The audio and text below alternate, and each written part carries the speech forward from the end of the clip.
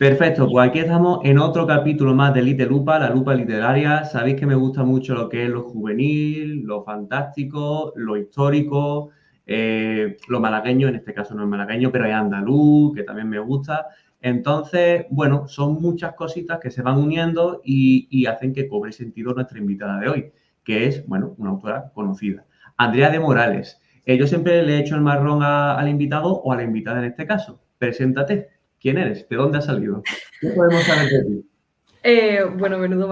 Pues, como tú has dicho, soy andaluza, en este caso de Sevilla, soy historiadora. Me especialicé en historia de género en Al-Ándalus, en la hispalense. Y bueno, soy escritora de múltiples novelas. En el terreno fantástico, pues escribí Crónicas del Mar, Venganza y Legado, que actualmente ya están descatalogadas. También Las Brujas de Tintagel, que es una novela corta, y en el plano de la romántica tengo Bajo la luz del faro. Y ya en la faceta que es la que se me conoce ahora, que es la novela histórica, con Ediciones B he publicado La Última Sultana y La Dama de la Judería. Exactamente.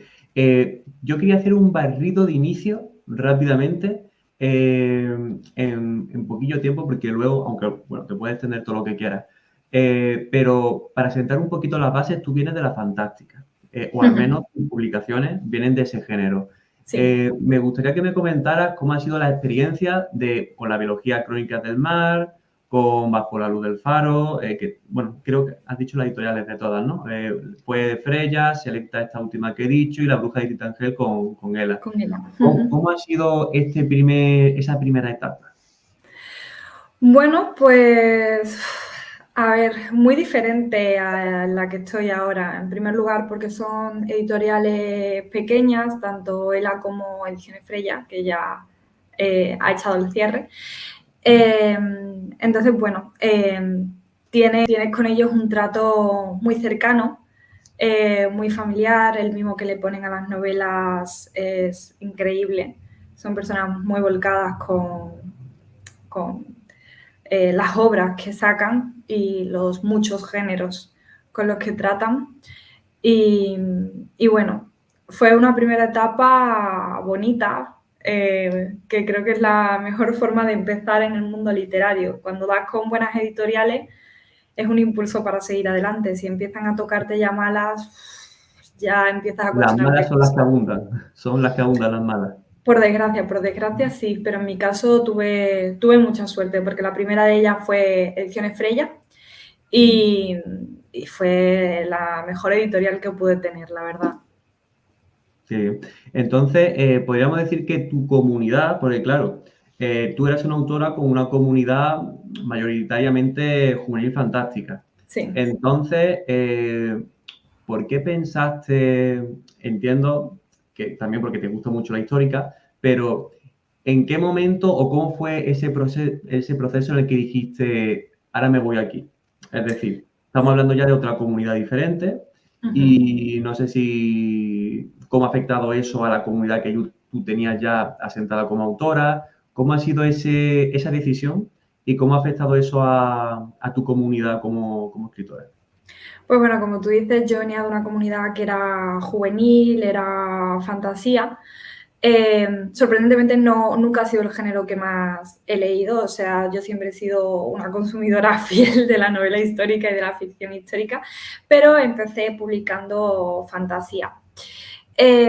Y bueno, lo que pasa es que, por ejemplo, mis primeros libros, los de Crónicas del Mar, a pesar de ser fantástico y ser un mundo inventado, que es fantasía 100%, está inspirado en la Edad Dorada de la piratería, en lo que es el siglo XVIII. Entonces, todo el entramado que había sí que era, por así decirlo, como un poco de tintes de ficción histórica. Entonces, la gente, yo creo que tampoco le sorprendió demasiado que yo hiciera ese trasvase de género. Yo llevaba además mucho tiempo ya haciendo hilos de divulgación sobre historia de género en Al-Ándalus, estaba muy metida en todo este tipo de movidas. Y, y bueno, y en verdad antes de salir La Última Sultana lo que estaba haciendo era una fantasía medieval, entonces ya estaba para dar el siguiente paso. Era como, para mí era el paso lógico. Claro, lo Y lógico. claro, y se dio la oportunidad. Yo creo que a la comunidad no les sorprendió, que fue como, bueno, pues se veía venir. Y es maravilloso porque la mayoría de mis compañeras escriben fantasía, mis amigas escriben fantasía, y antes creo que escribía mucho para mis amigas y ahora escribo para las madres de mis amigas. Entonces, para las madres de esa comunidad de fantasía juvenil que ahora regalan a sus madres mi libro de histórica. Sí, yo siempre aprovecho para decirlo en muchos directos, bueno, muchos capítulos, porque cuando traigo a personas que están relacionadas de una manera u otra con el tema literario, concretamente el histórico, siempre digo que en realidad conocer de historia te sirve para crear fantasía. Es decir, Sí. de hecho se lo comenté al autor anterior, José, que ha escrito una historia de la Segunda Guerra Mundial. Ese programa también lo recomiendo. A fin de cuentas, conocer sobre la historia es conocer sobre un mundo, conocer sobre unos personajes, conocer sobre una trama que tiene sus problemas que se van resolviendo. Entonces, y tampoco una historia que te suena muy lejana, porque, es decir, no te suena muy ajena, mejor dicho, porque a fin de cuentas nosotros somos el resultado de la historia. Entonces, Totalmente. conociendo eso, conociendo otros mundos, otras épocas, que dentro de esa época, pues, tienes diferentes sociedades muy diferentes dentro del mismo mapa. Entonces, eso en realidad la histórica y la fantástica están más relacionadas de lo que parece. A nivel, por ejemplo, de construcción de mundos, a nivel de, bueno, todos los géneros literarios en realidad están relacionados a nivel de personajes, porque al final el personaje es el que es, ese problema que hay que resolver, esos sentimientos con los que empatiza, la estructura está ahí. Por ejemplo, recuerdo Miriam Requena, que fue la que te recomendó, Mosquera, que, Mosquera. ay, pues Miriam Mosquera, no sé por qué a veces mezclo. Eh, bueno, pues con ella empezamos a hablar de Al-Ándalus y hablamos de Juego de Tronos. Sí. Entonces, bueno, comentó que al autor le gustaba mucho la histórica, se centró, conocía algunas cosillas de Al-Ándalus, del tema de la Omeya, y de ahí sacó pues determinadas cositas de episodios muy conocidos y muy famosos que están dentro de lo que es Juego de Tronos. Entonces, bueno, Sí. vemos ahí un autor que le gusta la histórica, la Sí. fantástica, la mezcla y hace ahí virquería. Sí, sí. Que luego se ha cogido a, bueno, esto es carácter medieval y hago un poco lo que yo creo que es el medievo y es un poco, bueno, si usted lo dice. Pero sí, sí, o sea, al final todo parte de lo que conocemos, o sea, y la historia la puedes conocer más en profundidad o la puedes conocer menos, pero en general, a rasgos muy, muy generales, la conocemos todo porque todos hemos estado escolarizados, quiero creer. Entonces, tiramos de estos conocimientos que tenemos. O sea, yo veo mucho, por ejemplo, esos Juegos de Tronos o Eragon, ¿no? Que también lo veo muy en el rollo fantasía medieval, las Crónicas de Narnia, también lo veo muy rollo fantasía medieval en ciertos aspectos. Hay como la tendencia, pues eso, a los conocimientos que tenemos de historia, pues volcarlos en el tema de la fantasía, que es una cosa maravillosa porque enriquece muchísimo el tema de los géneros literarios, la verdad. Sí, pues quería profundizar un poquillo más sobre tu afinidad con la histórica. Es decir, al final, tú lo que has estudiado, como has comentado, es un grado en historia, concretamente era de histórica Sí. con género al-ándalus. Yo estudié el grado de historia, luego me especialicé en estudios históricos avanzados, que es el máster, y entonces me especialicé más concretamente, que es lo que venía haciendo con los trabajos de fin de grado, de fin de máster, investigaciones paralelas, en historia de género en Al-Ándalus, las mujeres en Al-Ándalus. Exactamente. Bueno, coméntanos este camino que tú has ido tomando. ¿Por qué te gustaba, por qué te ha gustado el tema de la historia? ¿Por qué te has centrado más en Al-Ándalus? ¿Cómo ha sido todo ese camino? ¿Por qué pudiendo haber cogido, yo qué sé, la parte norte o otro grado? Sí. coméntanos, ¿cómo ha sido esa evolución académica?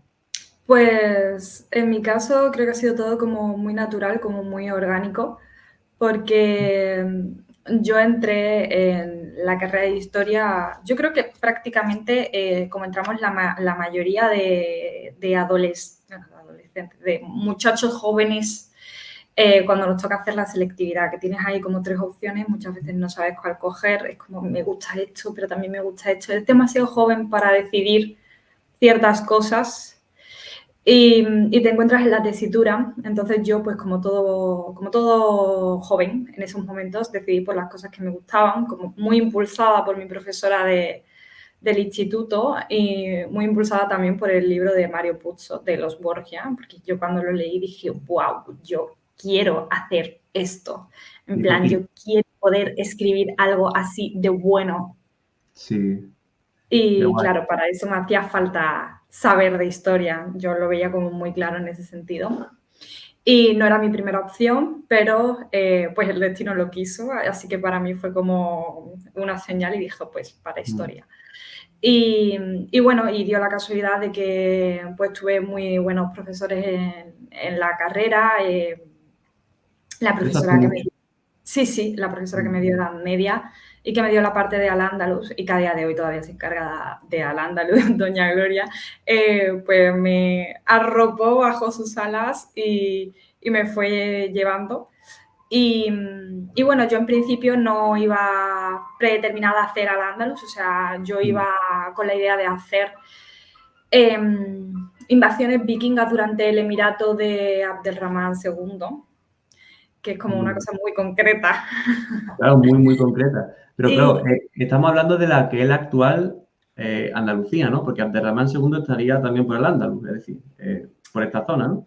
sí, sí, Claro, que claro. eso es algo que me sorprendió mucho porque yo no sabía que los vikingos habían bajado por aquí, pero claro, Sí, eso creo que también lo comenté con Miriam.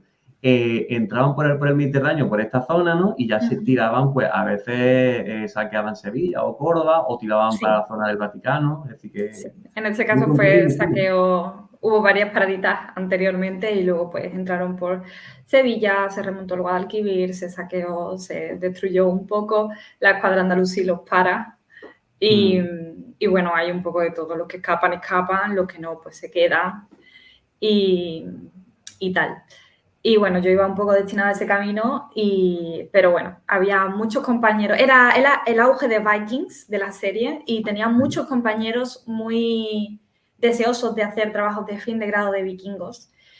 Y mi tutora me dijo, todos van a hacerlo sobre vikingos, no creo que nos compense hacerlo sobre esto. Tú ya has hecho un trabajo sobre mujeres en Al-Ándalus, está muy bien, esto te gusta, tú haces esto. Y entonces ella tomó la decisión por mí y el hecho de que tomara la decisión por mí pues es lo que hace que a día de hoy esté aquí. Hay veces que gente toma decisiones por Sí. ti y te llevan a un sitio fabuloso. Sí, escuché, no sé si hace un día o dos, pero no sé dónde, pero hace un día o dos creo que lo escuché, bueno, tú te quedas luego pensando en cosas que intentas lograr, cosas que no intentas lograr, cosas que están en tu mano y al final deciden otros o no. Es decir, lo que ha sido el camino de nuestra vida, en términos generales, hay muchas veces que eh, lo vemos en perspectiva y vemos que cada cosita tenía un porqué. No sé si le Sí, queremos dar un porqué nosotros o si realmente tiene que ser porqué. Y a fin de cuentas, es verdad que si no hubiera pasado una cosa, no hubiera pasado otra. Yo luego es que me quedé pensativo y dije, pues mira, hay cosas que mi última publicación, por ejemplo, ha podido ser porque he aprobado las oposiciones.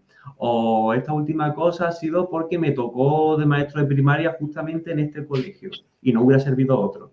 Es decir, que al final todo está sí, entrelazado. Todo está entrelazado como una buena historia, con todos sí. los engranajes. La vida te va llevando por ciertos caminos, podríamos decir. Exactamente. Y es Sí. por ese motivo por el que ha escrito tu última novela, que es La última sultana. Entonces, entiendo que mujeres importantes en Al-Ándalus habría muchas, pero Ujú. ¿por qué cogiste concretamente a Moraima? Bueno, pues en este caso no, yo no escogía la figura de Moraima, son otras de las grandes decisiones que toma la gente por ti. Ah, A mí bueno. mi editora de Ediciones B me hizo hacer una larga lista de mujeres de Al-Ándalus, de las que podía escribir yo. Eran muchas, evidentemente. Y al público en general le gusta mucho la Edad Media, pero le gusta mucho concretamente la Baja Edad Media. Los reyes católicos, el tema de la conquista, del avance y la expulsión de judíos, musulmanes. Eso es algo que gusta mucho al público. Y entonces, bueno, Moraima tiene una historia como muy específica, muy trágica, muy enlazada con todo este tipo de cosas que gustan tanto, ¿no? Y bueno, y me dijo, pues hazla sobre Moraima, que además no se ha escrito nada, nada, nada sobre ella. Y yo dije, bueno, vale. Y así fue también como se hizo, que también es muy irónico porque yo había estado trabajando, bueno, yo empecé a escribir la novela cuando yo estaba haciendo la especialización, me estaba especializando en esos momentos, estaba haciendo el máster. Y yo había estado trabajando con la dinastía nazarí, había estado trabajando con Zoraida, había estado trabajando con Aisha y en una de las asignaturas creía haber trabajado con Moraima, pero le comenté a una compañera, es que de Moraima no hay nada, no hay fuentes, o sea, no hay ni un puñeterísimo dato de Moraima. Hay 3 cosas y con esas 3 cosas no se puede construir un trabajo de investigación. Y entonces pues me llamó mi editor y me dijo, pues Moraima, y yo dije, vaya por Dios, de la que no hay nada. Un reto, ¿eh? Ese reto también está Sí, bastante chulo, ¿eh? sí. Sí, pues bueno, no sé si querías decir algo más. ¿No? Sí, pues mira, esto lo puedo. La continuación de esa historia en realidad viene a raíz de una de las preguntas. ¿Cómo te documentas entonces si no hay mucho? Porque hay un momento en el que, claro, lo estaba comentando también con José, el anterior del capítulo anterior. Realmente uno no está allí. No está allí, no lo puede verlo con sus propios ojos. Se tiene que basar en escritos, en las fuentes que haya. Pero claro, las fuentes no nos lo dan todo. Hay un momento ya en el que hay que improvisar, una pared, ¿no? Llena de huecos. Pues hay que ir rellenando los huecos, pero claro, en este caso entiendo que había más hueco que pared. Entonces, Sí. ¿cómo hace eso? ¿Cómo hace eso? Porque al final tira más de de tu estimación, ¿no? De tu intuición, ¿no? A lo que había. Es decir, ¿cómo abordas la documentación y la credibilidad de lo que escribiste? Pues mira, en el caso de la última sultana, como tú dices, había más hueco que pared y era una cosa que a mí me perturbaba muchísimo, porque en general es verdad que no hay demasiada documentación sobre las mujeres bueno, te iba a decir, ni en el grueso de la población ni en las altas clases sociales, o sea, a partir de la llegada al harén o a la corte es cuando empieza a haber cierta documentación, pero es muy escasa, no tenemos los ríos de tinta que tenemos de Alterramán III, de Alterramán II.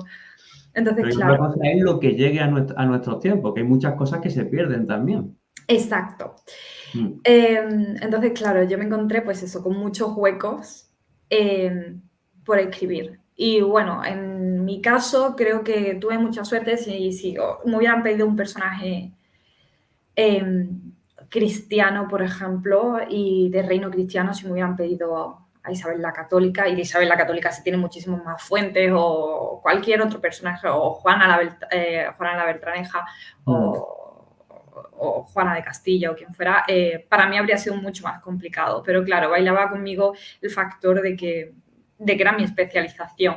Entonces yo no tenía que documentarme más allá de las batallas que se produjeron durante el conflicto para ganar Granada.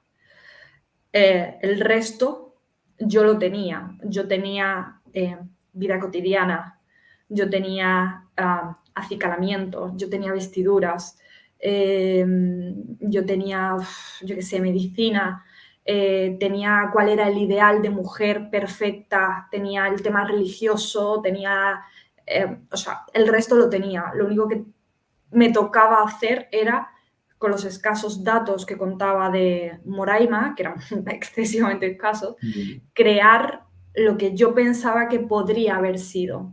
Teníamos mucho de Aisha, entonces yo también intentaba imaginar cómo sería una mujer que entrara dentro eh, del ideal para los musulmanes, de lo que debía ser una mujer, de lo que debía ser una esposa de gobernante y cómo sería estar bajo la sombra de la gran Aisha, ¿no? Cómo te va moldeando eso como si fuera pues una roca a la que constantemente le está dando el vaivén de la marea y te va pues eso, ¿no? Limando aristas y cómo te va formando como persona. Este tipo de cosas es más bien lo que yo hice y luego un poco había estudiado muchísimas mujeres andalusíes antes, entonces por contagio de lo que habrían sido otras y de lo que habían hecho otras, lo más lógico y lo que habría hecho Moraima en esas circunstancias. Claro, sí, pues me gusta mucho tu respuesta porque, claro, ante un elemento que prácticamente inexistente a nivel de registro, pues vamos construyendo con los elementos que tiene alrededor. Es decir, otras mujeres, por ejemplo, ella era parte de la cultura, es decir, ella era parte de la sociedad, pues conocemos esa sociedad, conocemos la cultura. Y lo que has comentado, esos pequeños matices, ¿no? El acicalamiento, habías dicho, cosas de medicina, cosas así más concretas, que son esos pequeños puntillos que de repente hacen las cosas más creíbles, ya te crean una escena entera, ya puedes ir entrelazando las cosas y la verdad que sí, que al final, ante retos grandes, sí. Cuando alguien tiene ya un bagaje interesante de estudio, pues al final se puede salir del paso. Así que esto se puede extrapolar también para otras situaciones en las que siempre hay muchos boquetes en la historia que no queda otra más que intuir y al final el resultado pues queda bastante creíble porque, claro, al final nos basamos en hechos y nos basamos en esas cosillas. Exactamente. En el tema, por ejemplo, de las batallas por la conquista de Granada, me encontraba con que solo quedan fuentes cristianas, las fuentes musulmanas. Había una y está únicamente en árabe, no hay traducción. Normalmente suele haber traducciones, el Muktabis está en francés, el Muktabis está en español, los anales palatinos están en español también. Sueles encontrarte muchas fuentes que ya están traducidas por grandes arabistas. En el caso de la fuente que correspondía a ese periodo, no está traducida nada. Entonces me encontré con las manos totalmente vacías en referencia a lo político. Entonces tuve que utilizar todas las fuentes cristianas, todos los grandes cronistas castellanos de los reyes católicos y simplemente extrapolar el dolor, ¿no? En plan, lo que para ellos es victoria, para ti tiene que ser el dolor de lo que tú vas perdiendo. Entonces, pues eso también fue una forma de hacerlo en el plano político también llevado a lo social. Claro, figúrate cómo, claro, según la cultura, pues claro, la barrera del idioma, ¿no? Que eso también hace que no te puedas leer Claro, otros exacto. textos.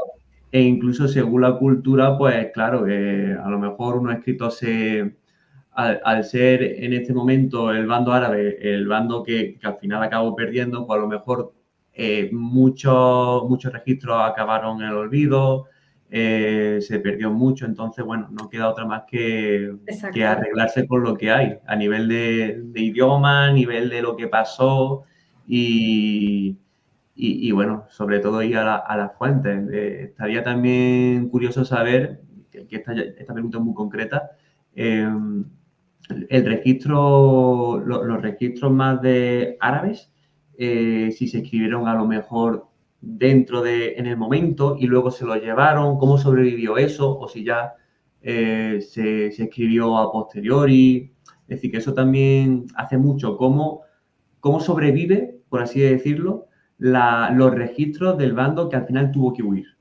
Ya.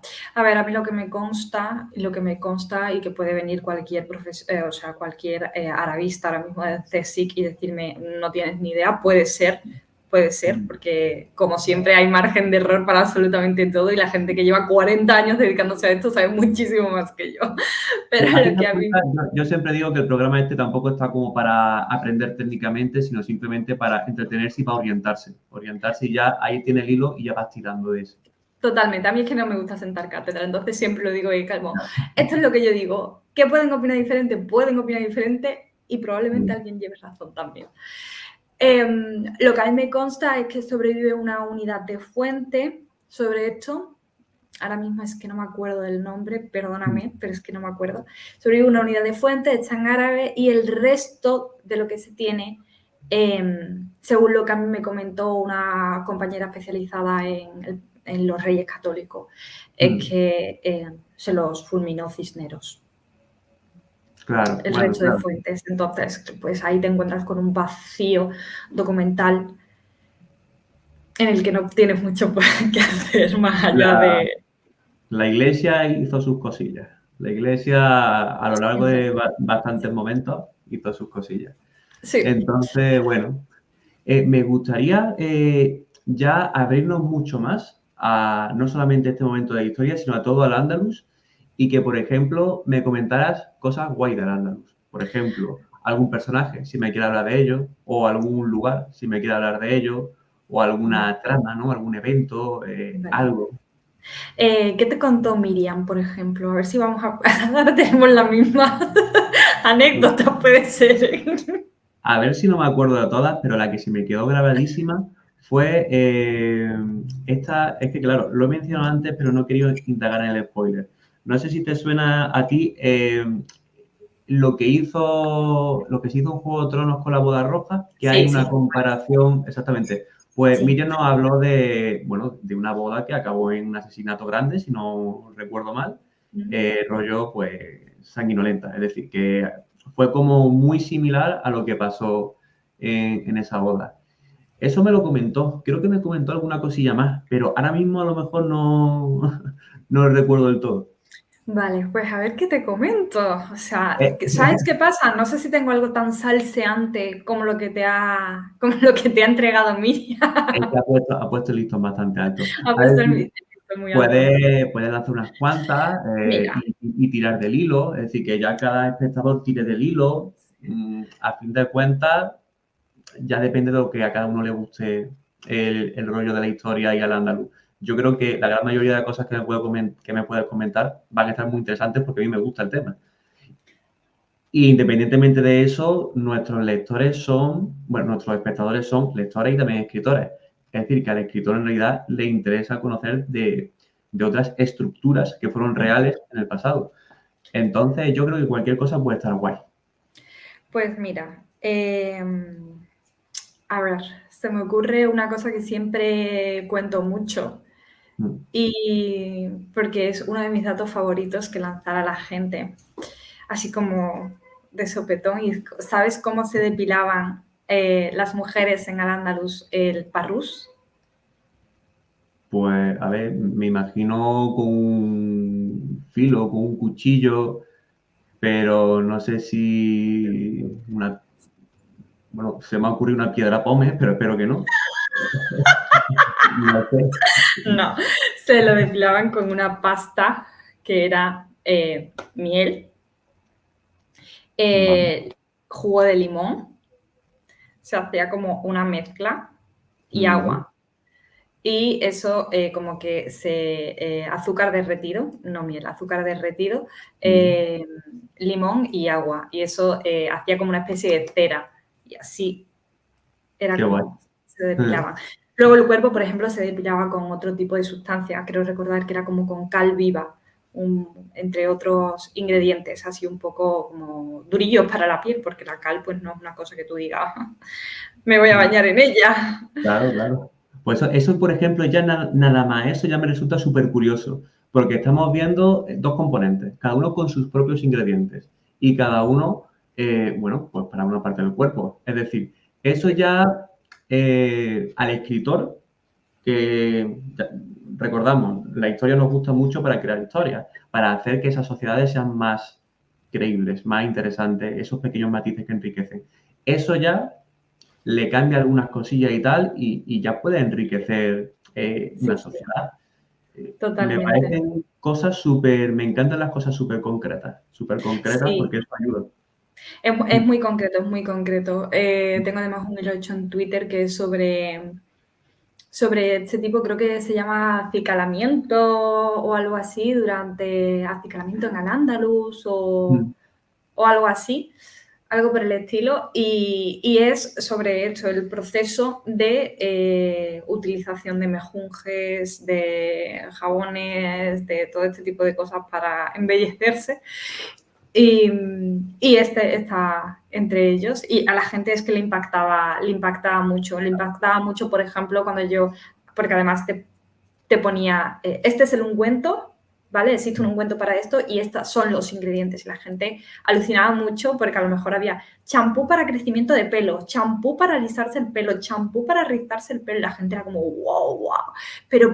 Pero menudo descubrimiento, menuda gente más lista, o sea, que y era como, sí, es que parece que no, pero el medievo no era oscurantismo. Ya, sí, es que eso es generalizar mucho.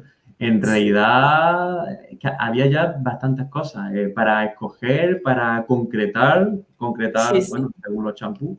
sí, Así sí. que, Tinte del pelo, tinte para barbas, tintes para manos, de diferentes colores, del color del pavo real, de azul, de verde, de amarillo. ¿para qué se puede utilizar, profundizando, indagando, para qué se Ujú. puede utilizar en esa época un tinte del pelo? ¿Simplemente para las canas o hay más? Pues para muchas cosas, por ejemplo, el ideal de belleza en lo que es la sociedad occidental cristiana es un cabello rubio. El cabello rubio en la península ibérica lo tienen poquitas personas, no vamos a Mm, mentir. mm, Muy poca gente. Para alcanzar eso hace falta un tinte. Entonces, pues hay diferentes tintes para conseguir el cabello rubio. En la sociedad oriental islámica lo que se lleva es un cabello negro. Hay diferentes tintes también para conseguir un cabello negro, pero también para conseguir un rubio, para conseguir un rojo con aleña, por ejemplo. Los hombres se tintaban la barba no qué guay. solamente por el tema de las canas, simplemente por Ujú, pura coquetería, ¿sabes? O sea, ujú, al final a todo el mundo le gusta gustar. claro. Y hay, por ejemplo, una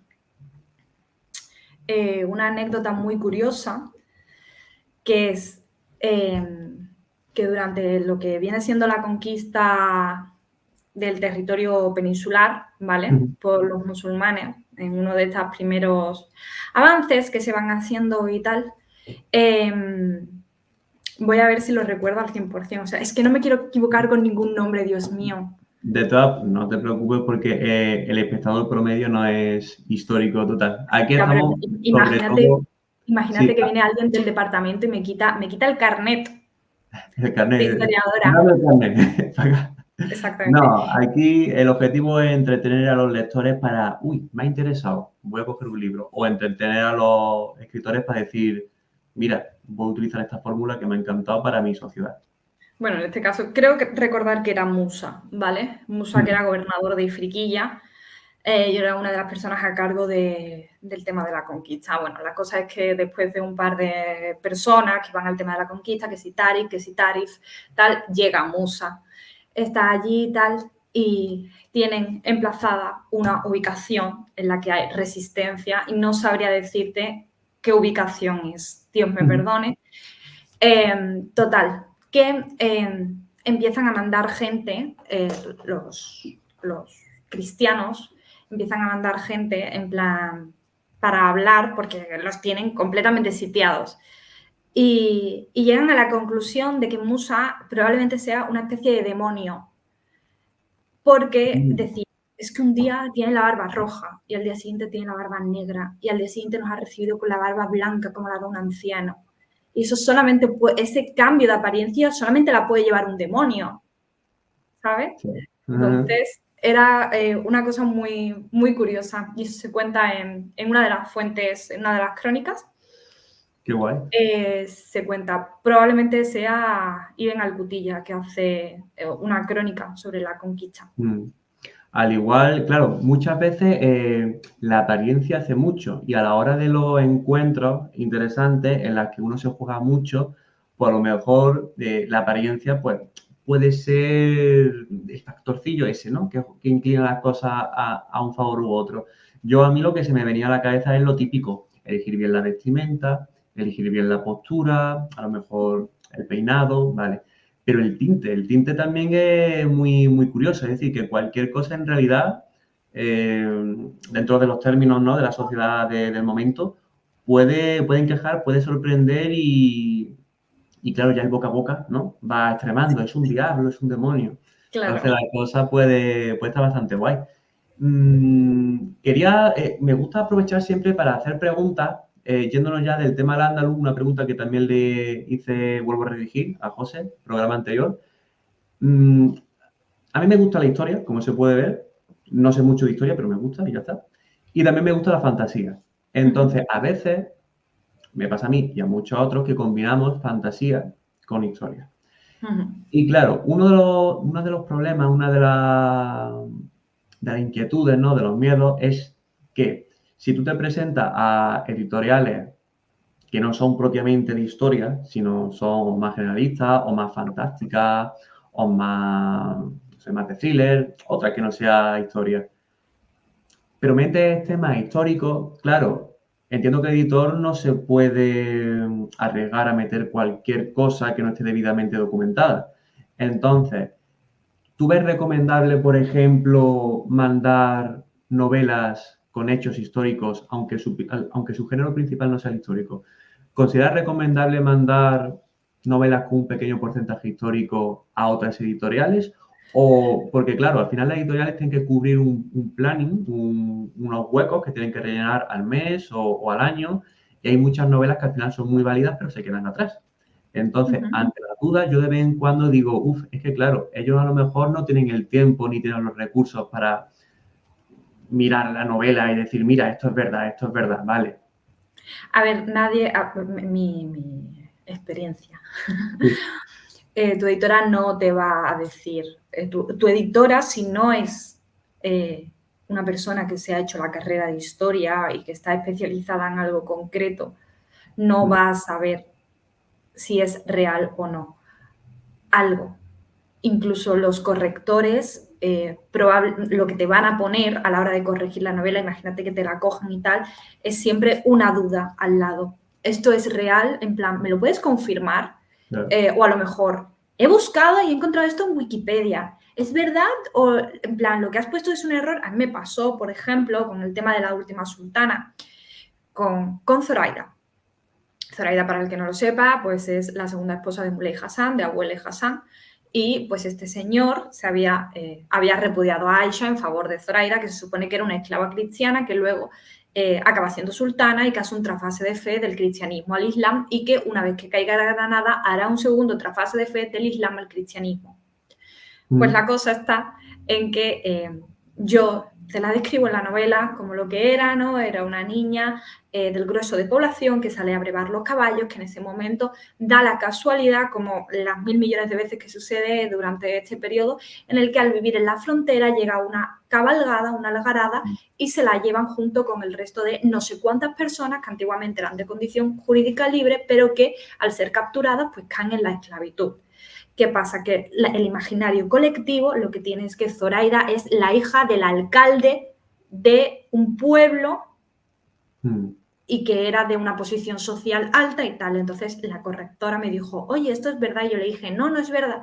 Pero claro, ella me lo preguntó como diciendo, es que si no, tenemos aquí como todo un capítulo por tocar. Y claro, ya. entonces yo tuve que hacerle una explicación larguísima, súper distendida, en plan... Entonces, ellos no lo saben, ellos se acogen a que tú seas lo más real posible, lo más Mm, veraz y tal, pero también te digo, hay novelas con muchísimos fallos históricos, ya. pero que Siendo te editoriales históricas. sí, sí, Vale. sí. De hecho, hay una novela muy, muy famosa, no voy a dar nombre, hay una novela muy, muy famosa que tiene serie de televisión eh, Mm, y ya empieza con un error muy concreto y muy claro. extendido. Y el primer capítulo, la primera en la frente. Pero es que es una cosa que saben 4 personas que están Ya. especializadas en el tema. Por mucho que tú te documentes, hay pozos a los que no llega. E incluso siendo una persona experimentada en el tema, hay cosas que se te escapan. Es que en el ser humano está el errar.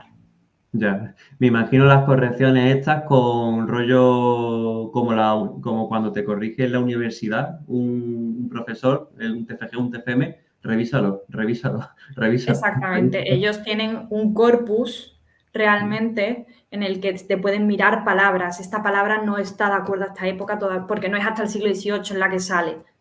No lo utilices, tal, ¿no? Bueno, un poco también lógico. Entonces se acogen mucho también a ese corpus, pero lo demás es un poco la confianza en que tú hagas tu trabajo lo mejor posible. Exactamente. Sí, a fin de cuentas es una alianza entre editorial y escritor, y cada uno tiene que hacer ese trabajo lo mejor posible para llegar a ese Ellos resultado. esperan que tú te documentes y que tú seas capaz de volcarlo todo, y ellos se van a volcar en lo que tienen que volcarse, que es en la corrección, en la maquetación, Claro. en la portada, en hacerte marketing. Tú tienes que cumplir con tu parte en este caso. Algo se escapará porque siempre se escapa algo, yo lo digo, eso es. Sí, claro, a no ser que no estés ahí y que lo veas bien y lo percibas bien, que sea otra. Exactamente. Y tampoco Bien. sería porque al final es tu propia visión, es la subjetividad, así que realmente. Ya. Pues bueno, eso sería todo por mi parte. Quería abordar un poquillo de tus inicios, del tema histórico, ya concretando el tema del Andaluz, tu última publicación, curiosidades interesantes y esa dudilla que bueno, yo creo que ya está satisfecha. Yo creo que a lo mejor no... a lo mejor si me surge alguien más, a lo mejor alguien interesante, un editor o algo, pues a lo mejor también se lo pregunto. Pues Pero sí, estaría interesante ver qué te dicen ellos, no te voy a mentir. sí, eso puede estar interesante. Pero bueno, tú ya que estás metida dentro del mundo, al menos desde el aspecto del tema de autora, pues ya me sirve bastante la contestación. Y nada, eso sería todo. Muchísimas gracias por haber llegado, bueno, a los espectadores, muchísimas gracias por haber llegado hasta esta parte. Muchas gracias, Andrea, por este momento. Creo que ha sido interesante y yo he aprendido bastante. Tenía varios puntos a satisfacer y satisfechos. Y de verdad que te lo agradezco de manera sincera, pues estos 42 minutos ya. Muchísimas gracias a ti por invitarme, ya te digo, y por esta charla tan maravillosa que he disfrutado muchísimo. Me alegro mucho. Pues entonces, si hemos disfrutado los dos, seguramente los espectadores pues también les cae eso. Así que nada, muchísimas gracias por todo y listo. Nos vemos en el próximo capítulo. Hasta luego.